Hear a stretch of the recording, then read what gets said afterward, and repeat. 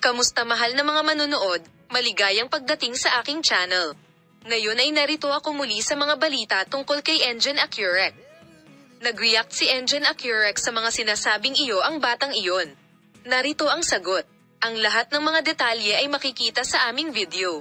Huwag kalimutang panoorin ang aming video hanggang sa huli, mag-subscribe sa aking channel, i-like at i-share ang aking video. Oo, mahal na mga taga-subaybay, tumugon si Engen Akyurek, isa sa mga sikat na Turkish actor, sa isang pahayag na ikinagulat ng mundo ng magazine. Kamakailan, ang mga akusasyon tungkol sa buhay ng aktor na, sa kanya ang batang iyon, ay nagkaroon ng bambang epekto sa agenda ng magazine. Ang tugon ni Engen Akyurek sa pahayag na ito ay sabik na hinihintay ng kanyang mga tagahanga at tagasunod ng magazine.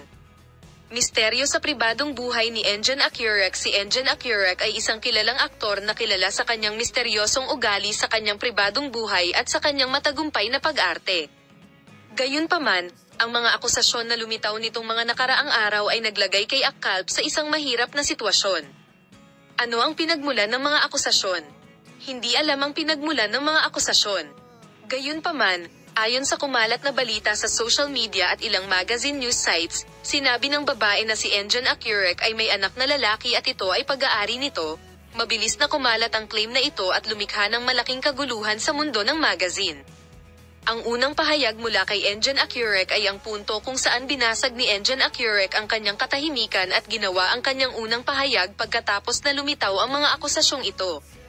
Ang mga akusasyong ginawa nitong mga nakaraang araw ay hindi nagpapakita ng katotohanan. Tinanggihan niya ang mga akusasyon, sinabi na hindi ko nakaugalian na ibahagi ang aking pribadong buhay sa lahat, tuldok. Nakikiusap ako sa iyo, huwag magtiwala sa ganyang balita, tuldok. Dumating ang mga reaksyon sa mga social media account ni Engen Akyurek. Ang mga social media account ni Akyurek ay napuno ng mga reaksyon sa mga akusasyong ito. Habang sinusuportahan ng kanyang mga tagahanga ang aktor at nagsulat ng mga mensahe ng suporta, kinwestiyon naman ng ilan sa kanyang mga tagasunod ang katotohanan ng mga akusasyon. Nagdulot ng kontrobersya ang mga detalye ng akusasyon. Ni-renew ng tabloid press ang mga detalye ng akusasyon. Ayon sa akusasyon, sinabi ng isang babae na ang batang ipinanganak mula sa kanyang relasyon kay Engen Akyurek ay kabilang sa AK Sphere. Ipapakita namin sa iyo ang mga development tungkol sa issue. Manatiling nakatutok at sundan kami.